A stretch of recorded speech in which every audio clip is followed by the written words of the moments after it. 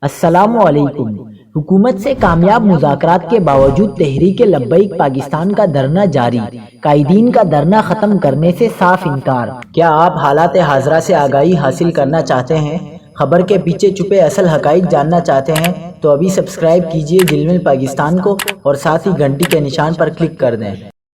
آپ کو بتاتے چلیں کہ تحریک لبیک پاکستان کے کارکنان وزیر آباد میں موجود، ٹی ایل پی کے کارکنان پارک منتقل ہو گئے، جس کے بعد اللہ والا چوک کلیئر ہو گیا اور وزیر آباد کے قریب جی ٹی روڈ کھل گئی، جبکہ گجرات جہلم میں مشکلات جوں کی توں ہیں۔